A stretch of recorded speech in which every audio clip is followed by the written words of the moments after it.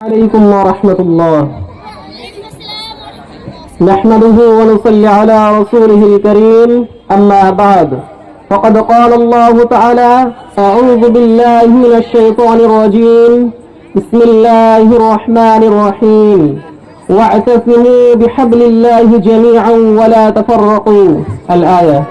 وقال النبي صلى الله عليه وسلم: المسلم أخو المسلم. الحديث. সমস্ত প্রশংসা, সমস্ত গুণগান সেই মহান পাক রব্বুল আলামিনের জন্য, যার অশেষ করুণাতে আজ আমরা এই সালানা আঞ্জুমানে এসে উপস্থিত হতে পেরেছি। সেই জন্য সকলে বলি আলহামদুলিল্লাহ। অতঃপর দুরূদ ও সালাম বর্ষিত হোক আমাদের প্রিয় নবী হযরত মুহাম্মদ মুস্তাফা সাল্লাল্লাহু আলাইহি ওয়াসাল্লামের উপর, লাখো কোটি দুরূদ ও সালাম বর্ষিত হোক। সকলে বলুন আমিন। আল্লাহুম্মা সাল্লি আলাইহি, আল্লাহুম্মা বারিক আলাইহি। উপস্থিত শ্রদ্ধেয় সম্মানিত যোগ্যত সভাপতি মহাশয়, বিচারক মন্ডলী ও আমার শিক্ষক মন্ডলী ও সামনে বসে থাকা জ্ঞান অর্জনকারী তালবিলিম ভাই সকল, আজ আমি এই সালানা আঞ্জুমানে আপনাদের সম্মুখে যে বিষয়টি নিয়ে দণ্ডায়মান হয়েছি সেটি হলো ইসলামে ঐক্যের গুরুত্ব। ঐক্য মানে হচ্ছে একতা, মিল। পৃথিবীর যে কোনো জাতি ও সম্প্রদায়ের অস্তিত্ব ও স্বাধীনতার জন্য ঐক্য ও সংঘবদ্ধতা অপরিহার্য শর্ত।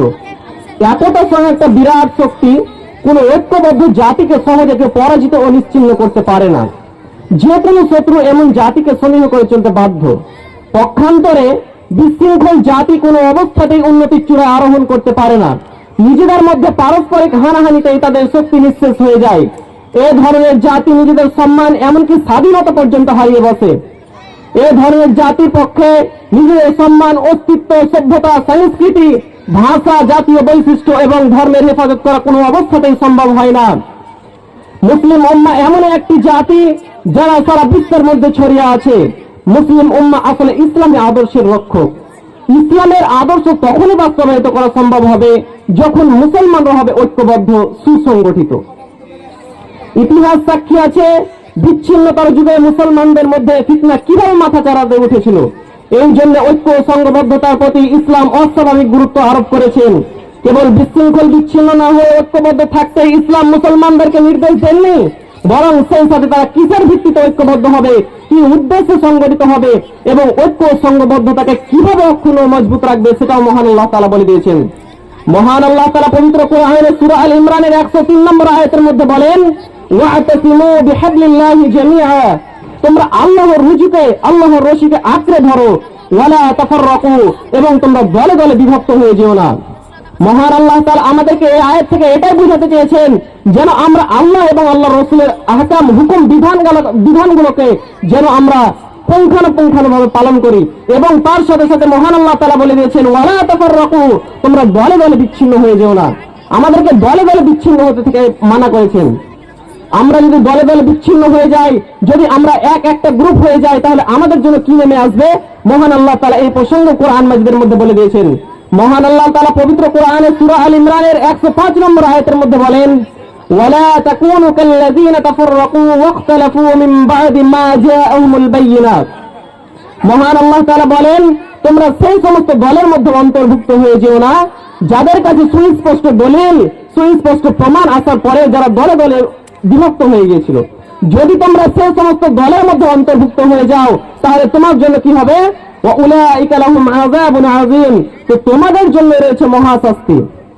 আমাদেরকে এই আয়াত থেকে এটাই বুঝতে হবে, যদি আমরা দলে দলে বিচ্ছিন্ন হয়ে যাই, যদি আমরা একটা গ্রুপ হয়ে যাই, তাহলে আমাদের জন্য শাস্তি রয়েছে। আজ মুসলমানদের মধ্যে যেখানে সেখানে মুসলমানদেরকে লাঞ্ছিত, অপমানিত, অপদস্থ করা হচ্ছে, তার কারণ হচ্ছে মুসলমানদের মধ্যে ঐক্য নেই। মুসলমানরা যদি ঐক্য থাকে তাহলে মুসলমানদের উপর বিজয় আসবে ইনশাআল্লাহ। মহান আল্লাহ তাআলা এই প্রসঙ্গে সূরা হুজুরাতের 10 নম্বর আয়াতের মধ্যে বলেন: ইন্নামাল মুমিনুনা ইখওয়া, নিশ্চয় প্রত্যেকটি মুমিন হচ্ছে পরস্পর ভাই ভাই। ফাআসলিহু বাইনা আখাওয়াইকুম, তোমাদের ভাইদের মধ্যে যদি ঝামেলা সৃষ্টি হয়, তোমাদের ভাইদের মধ্যে যদি কোনো ঝামেলা সৃষ্টি হয়ে যায় তাহলে তোমরা ভাই ভাই, ফাআসলিহু বাইনা আখাওয়াইকুম, তোমরা ভাই ভাই সুলহ করে নাও, আপসের মধ্যে শান্তি সমঝোতা করে নাও। যদি আমরা এই শান্তি সমঝোতা না করি, তো শয়তান আমাদেরকে গ্রাস করবে, শয়তান আমাদেরকে পাকড়াও করবে, এবং শয়তানের পাকড়াও যখন আমাদের চলে আসবে তখন আমরা যে কোনো গুমরাহিতে লিপ্ত হয়ে যেতে পারি। তখন আমরা যে কোনো ঝামেলার মধ্যে পড়ে যেতে পারি। এই জন্যই মহান আল্লাহ তাআলা বলেছেন, ওয়ালা তাফাররাকু, তোমরা দলে দলে বিচ্ছিন্ন হয়ে যেও না। যদি আমরা দলে দলে বিচ্ছিন্ন হয়ে যাই তাহলে আমাদের উপর জুলুম অত্যাচার হবে। আসুন আমরা ঐক্যবদ্ধ হয়ে জীবন যাপন করি। পরিশেষে আমি মহান আল্লাহ তাআলার কাছে দোয়া করি, মহান আল্লাহ তাআলা যেন আমাদেরকে ঐক্য ও সুসংগঠিত হয়ে থাকার তৌফিক দান করুন। আমিন। ওয়া আখিরু দাওয়ানা আলহামদুলিল্লাহি রাব্বিল আলামিন। আসসালামু আলাইকুম ওয়া রাহমাতুল্লাহি ওয়া বারাকাতুহু।